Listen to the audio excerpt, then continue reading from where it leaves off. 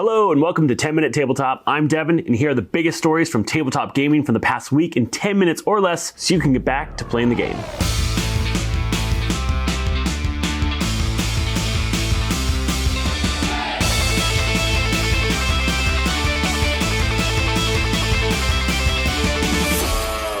Critical Role's Daggerheart has hit pre-release. Darrington Press, the publisher arm of Critical Role, opened up pre-orders for Daggerheart. 2 editions are up for grabs, a $59.99 core set that comes with a hardcover rulebook and a set of cards for character abilities, and a $149.99 limited edition that has the rulebook, cards, GM screen, dice, tokens, etc. Both will ship in spring 2025 and will come with a PDF of the rulebook. Why is this important? This is Darrington Press's big push into a high fantasy setting. Now, the playtest, the beta, the alpha, people loved it. This could be huge for Darrington Press if they stick the landing with delivery and the system is something that has high replayability and begins to cut into the market share of Dungeons and Dragons. Now, here's my thought. I believe that Critical Role is, of course, going to launch a Daggerheart campaign setting. It might be for Exandria. I think this is possible. And if that happens, I bet you that D&D Beyond is going to have Daggerheart as a third-party game on that platform. I know it doesn't use 5e, so it's a complete long shot,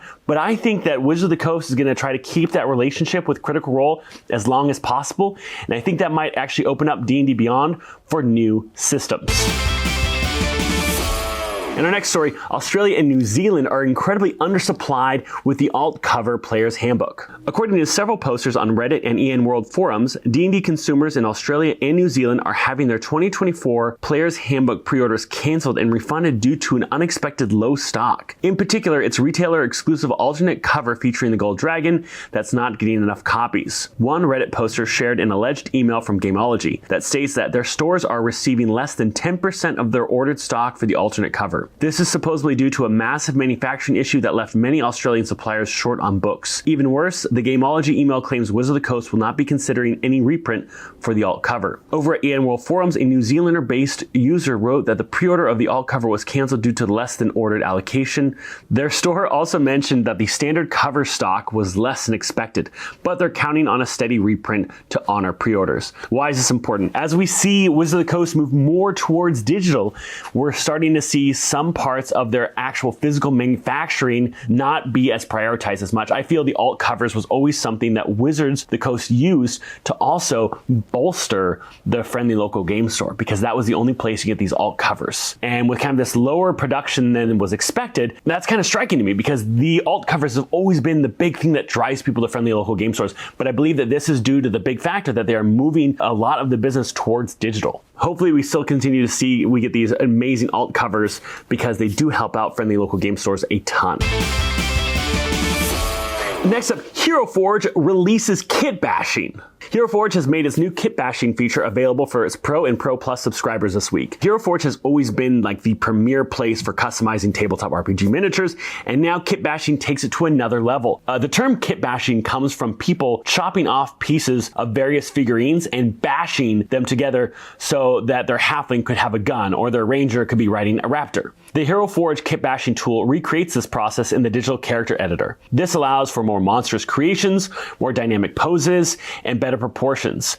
It's still an alpha, but it already provides many possibilities for users. The reason why I think this is important is we're seeing Hero Forge get to a point where you're going to start being able to make your own monsters that aren't like a standard humanoid type monster for your games. You're going to have an opportunity to have completely unfettered options to make whatever creatures, monsters for your tabletop games through Hero Forge. And here's a guess. I think Hero Forge could get acquired by Hasbro. And the reason why is because so many people use it to customize their characters, and Hasbro in D&D is really focused on finding ways to let players customize their characters with D&D Beyond.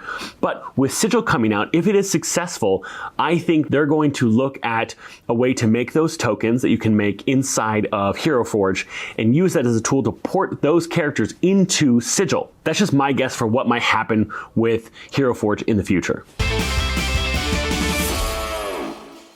The Discworld tabletop RPG has announced its launch date for Kickstarter, but it also has hinted at its new system that doesn't use dice, it uses puns. Modifius Entertainment unveiled the crowdfunding launch date for the Discworld tabletop RPG, October 15th, and a bizarre twist worthy of the source material. The game's developers are making it a wordplay-based narrative system. In an interview with Games Radar, Modifius said that there is no dice modifiers or specific combat rules. Instead, the team wants the players to make a lot of puns while engaging in collaborative storytelling. A quick start preview of the rules will be made available later this month. Why is this important? We are seeing more and more games move away from dice. I mean, this was really huge, of course, in like solo RPG games that use tarot cards. You are also seeing a lot of card-based abilities coming out with the Critical Role set. We are seeing games like Alice is Missing that don't have a dice component, and it's this kind of like silent RPG. The idea of all these games coming out that are really kind of pushing the envelope of what a tabletop role-playing game is. Historically, it has always been pen, paper, and dice, or chits. But it's really exciting to see new systems try to find new ways to allow people to game. And when you see this move away from dice, it gets more and more interesting. So I'm really excited to see what happens with this. I will definitely be trying out the quick start. The Hasbro CEO is talking up AI big time for the future of D&D. Chris Cox, the Hasbro CEO, spoke very positively about D&D's future with AI. At a recent Goldman Sachs event, Cox expressed excitement for playful aspects of AI. He also, reported EN World, claims that he personally plays D&D with 30 to 40 people regularly who all use AI to generate ideas for their campaign or character. Since apparently everyone is using AI, Cox goes on to say that it's a very clear signal that we need to be embracing it in the game. Worrenly speaks as if AI was already heavily being used at Hasbro. He does mention, though, using AI responsibly and paying creators. Although a Dungeons & Dragons former communications director did mention on Twitter AI usage was one of the reasons he was looking to leave. 10-minute tabletop news. This is a breaking into the news, so you know it's urgent. I'm lead reporter Justin McElroy, joined by my family, Travis Griffin, and it says here, Dad, that can't be right. We want to tell you about Start Playing. It's over at startplaying.com. Dad, is it? What are we hearing? What we're hearing right now, Justin, is that this concept is really revolutionary. It's a way to get connected with games that you will really enjoy, that you'll feel comfortable in, that you will have a great time in, along with game masters that are not only going to guide you and narrate stories, but also teach you at the same time. It's really kind of breathtaking. Well, breaking news report in the middle of this news report is Griffin McElroy on Chopper 6, Eye in the Sky, letting you know there's a big high-speed car chase happening down on I-35. No, wait, that's just everybody racing. To go to startplaying.com to find the D&D or RPG group of their dreams. Sorry, interrupt one more time. This is Travis McElroy reporting to you live from under the sea in a submarine. There is actually a mermaid heist going on down here. It's wild. What? Oh God, we've been spotted. They are not happy that we're down here with cameras. Oh God, they're. Hey, listen, guys, I'm so entranced by this world. I want to play in this one. So I'm going to head over to startplaying.com and play in my world.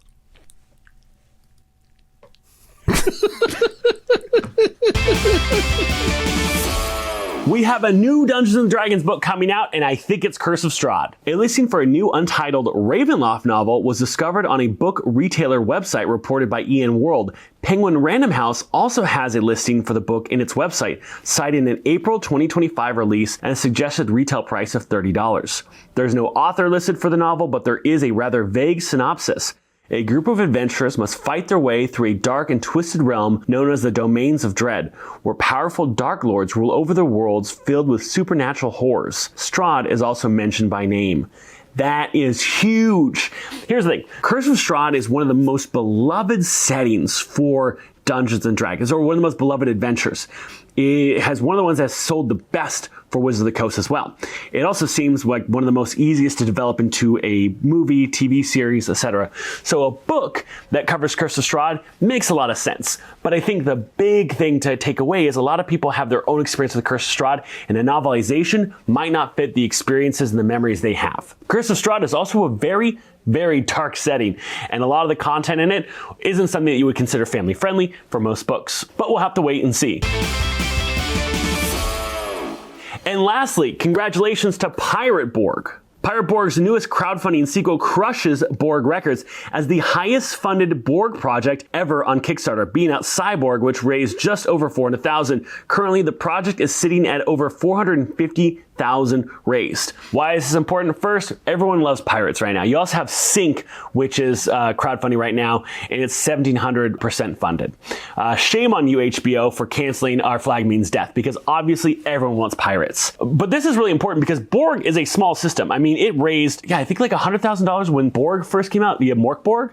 And now you are seeing just a number of these spin-offs with Cyborg, Corp Borg, Mech Borg. It is really kind of flourishing as this indie system. And to see a follow-up, Pirate Borg originally did somewhere around $100,000. The follow-up in the $400,000 range shows that the folks over at Pirate Borg know what they're doing. They have a huge fan base that is rabid for their content. And we're continuing to see these crowdfunding campaigns just absolutely annihilate. We also have Cosmere, which just broke Kickstarter records for all-time tabletop RPG crowdfunding. Okay, that's all we have for you today. Thanks so much for watching. If you want to support the show, head over to our Patreon at patreon.com/Total Party Chill. Or go ahead and share this with your friends, your family, or your enemies. Thanks so much, and we'll see you next week.